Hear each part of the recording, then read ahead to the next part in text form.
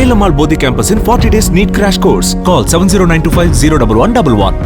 அதாவது விஜய் இரண்டு விஷயங்களை சொல்கின்றார். ஒன்று, தேர்தல் நெருங்கி இருப்பதால் கோடைகால சிறப்பு தொகை என்று குறிப்பிட்டு நிதி கொடுத்திருக்கின்றார்கள் 2000 ரூபாய்.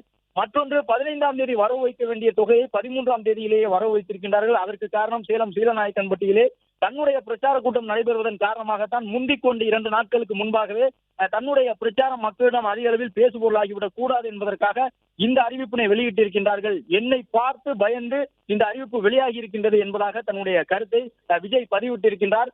எங்களுடைய விசில் சத்தம் தான் தமிழக அரசினுடைய இந்த திடீர் முடிவுக்கு காரணம் என்றும் விஜய் தன்னுடைய கருத்தை பதிவிட்டிருக்கின்றார். விஜய்க்கென்று அவருடைய தொண்டர்கள் நிறைய பேர் விமான நிலைய வளாகத்தில் காத்திருக்கக்கூடியதை காணுகின்றோம். இங்கே இருந்தே முழுவதுமாக காவல்துறை பாதுகாப்புடன் தான் விஜய் செல்ல இருக்கின்றார். விஜய் தன்னுடைய பயணம் முழுவதுமாகவே காவல்துறை வழங்கியிருந்த அந்த அறிவுறுத்தல்களை பின்பற்றி தான் மேற்கொள்ளுகின்றார் என்பதை தொடர்ந்து பார்த்து வருகின்றோம். கரூர் துயர சம்பவத்திற்கு பிறகாக இப்பொழுது கூட தன்னுடைய வழக்கமான அந்த ரேஞ்ச் ரோவர் காரிலே விஜய் பயணம் செய்கின்றார். விஜய்க்கு காவல்துறை பாதுகாப்பு வழங்கப்பட்டு அவர் அந்த நிகழ்ச்சி நடைபெறக்கூடிய பகுதி வரை அழைத்து செல்லப்படக்கூடிய அந்த காட்சிகளை கண்டு கொண்டிருக்கின்றோம். இன்று விஜய் என்ன பேச போகின்றார் என்பது முக்கியமான எதிர்பார்ப்பாக இருக்கின்றது. தேர்தல் நெருங்கி இருக்கின்றது. விஜய் என்ன நிலைப்பாடு எடுத்து இன்று பேச போகின்றார் என்பது முக்கியமான கேள்வியாக இருக்கின்றது.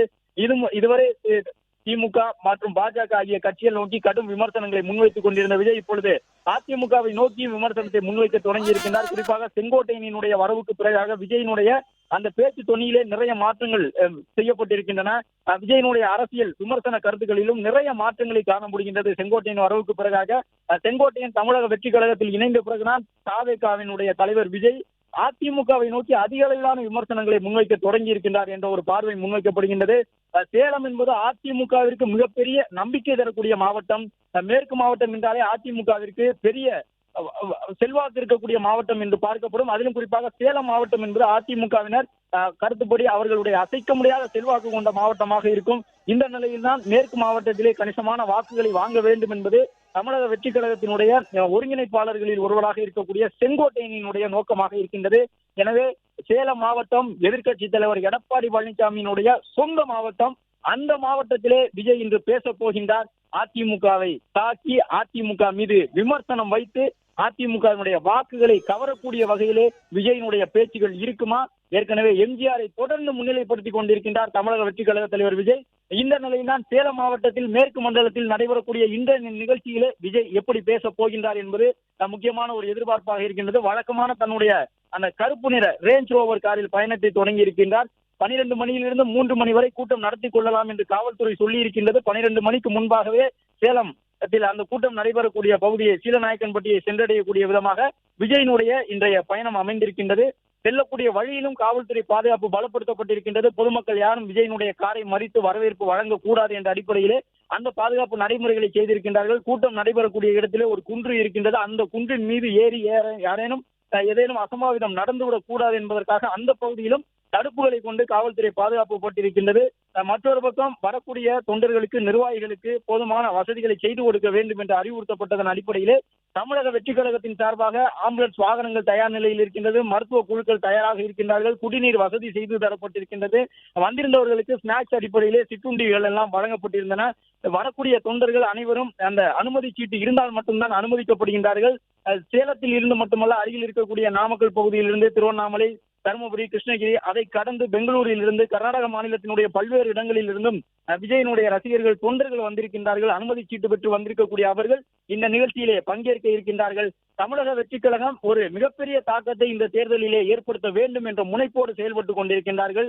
தாவேகாவை பொறுத்தவரை தமிழகம் முழுவதும் தங்களுடைய கட்டமைப்புகளை பலப்படுத்தி வைத்திருக்கின்றார்கள். இதற்கு முன்பாக விஜய்க்கு அவரை தவிர்த்து பெரிய ஆளுமை தமிழக வெற்றி கழகத்தில் இல்லை என்று சொல்லப்பட்டது. அதை மாற்றுவதற்காக பல்வேறு முயற்சிகளை தாவேகா எடுத்திருந்தது. அதில் முதல் வெற்றியாக செங்கோட்டையனை தமிழக வெற்றி கழகத்திற்குள்ளாக கொண்டு வந்திருந்தார்கள். செங்கோட்டையன் தமிழக வெற்றி கழகத்தில் இணைந்த பிறகு முன்னாள் அமைச்சர் கூப்பா கிருஷ்ணன் அதிமுகவில் திருச்சி பகுதியில் செல்வாக்கு கொண்டவராக இருந்தவர். அவரும் தமிழக வெற்றி கழகத்தில் இணைந்தார். மற்றொருவர் ஜேசிடி பிரபாகரன் அதிமுகவில் எம்ஜிஆர் காலம் முதல் இருந்து வரக்கூடியவர். சென்னைக்குள்ளாக செல்வாக்கு கொண்டவர். அந்த ஜேசிடி பிரபாகரனும் தன்னை தமிழக வெற்றி கழகத்தில் இணைத்துக் கொண்டார். இதே போன்று ஒரு திராவிட இயக்க பேச்சாளர் என்று அறியப்பட்ட நாஞ்சில் சம்பத் தன்னை தமிழக வெற்றி கழகத்தில் இணைத்துக் கொண்டிருக்கின்றார். அடுத்தடுத்து முக்கிய தலைவர்கள் தமிழக வெற்றி கழகத்தில் தேர்தலுக்கு இன்னும் 2 மாதங்கள் கூட முழுவதுமாக இல்லை. ஏப்ரல் 15ஆம் தேதிக்குள் தமிழகத்திலே தேர்தல் நடைபெற்று முடிந்துவிடும் என்பதுதான் தமிழகத்திற்கு வரக்கூடிய தேர்தல் ஆணையர்கள் தரப்பிலிருந்து வெளியாகக்கூடிய செய்தியாக இருக்கின்றது.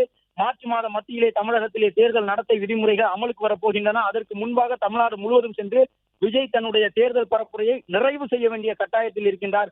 வரக்கூடிய விஜய்க்கு சேலம் கமலாபுரம் விமான நிலையத்தினுடைய வெளியில் இருக்கக்கூடிய அவருடைய தொண்டர்கள் எவ்வாறு வரவேற்பு வழங்கி கொண்டிருக்கின்றார்கள் என்பதை பார்க்கின்றோம். மலர் தூவி விஜய்க்கு வரவேற்பினை சேலம் அவருடைய தொண்டர்கள் வழங்கி கொண்டிருக்கிறார்கள்.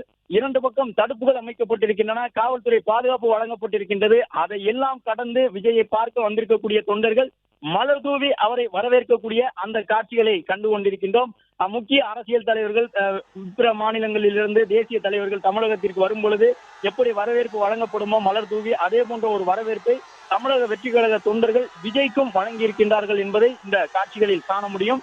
எனவே அவர்கள் உற்சாகத்தோடு இருக்கின்றார்கள். தமிழகம் முழுவதும் விஜயினுடைய அந்த தமிழக வெற்றி கழகத்தினுடைய வரவை எதிர்நோக்கி அவருடைய தொண்டர்கள் பல ஆண்டுகளாக காத்திருந்தார்கள் விஜய் எப்பொழுது அரசியலுக்கு வருவார் என்று.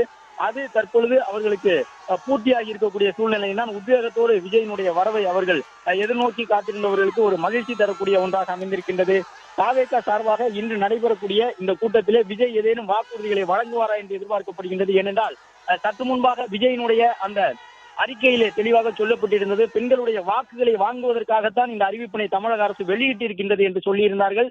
வழக்கமாக 15ஆம் தேதி கொடுக்கக்கூடிய மகளிர் உரிமை தொகையை 13ஆம் தேதி சேலத்தில் நான் பேசுகின்றேன் என்பதையே மனதில் வைத்து என்னுடைய அந்த பிரச்சாரம் தமிழக மக்களிடம் சென்று சேரக்கூடாது என்பதற்காக 13ஆம் தேதியே இவ்வாறு நிதி வரவு வைக்கப்பட்டிருக்கின்றதா என்பதாகவும் ஒரு கேள்வியினை விஜய் முன்வைத்திருந்தார். இன்றைய கூட்டத்திலும் விஜய் பேசுவார் என்று எதிர்பார்க்கப்படக்கூடிய நிலையில்தான் சேலம் சீலநாயக்கன்பட்டியை நோக்கிய தன்னுடைய பயணத்தை தாவேகா தலைவர் விஜய் தொடங்கி இருக்கின்றார். 2000 ரூபாய் கோடைகால சிறப்பு தொகை என்று அறிவித்திருக்கக்கூடிய தமிழக அரசை நோக்கி இந்த ஆண்டு மட்டும்தான் தமிழ்நாட்டில் கோடைகாலம் வந்திருக்கின்றதா என்று கேள்வி எழுப்பியிருந்தார். இவ்வளவுக்கும் காரணம் வீதிக்கு வீதி மட்டுமல்லாமல் வீட்டுக்கு வீடு ஒலிக்கின்றது விசில் சத்தம். அதன் காரணமாகத்தான் தமிழக அரசு கொடுக்கின்றது பெண்களுக்கு இதுபோன்ற நிதியை என்கின்ற அறிவிப்பினையும் Vijay வெளியிட்டிருக்கின்றார். Velamal Bodhi Campus in 40 days NEET crash course. Call 7092501111. Play store மற்றும் ஆப் ஸ்டோரில் இருந்து பாலிமர் செயலியை QR கோடு மூலம் பதிவிறக்கம் செய்யுங்கள். செய்திகளை உடனுக்குடன் பெறுங்கள்.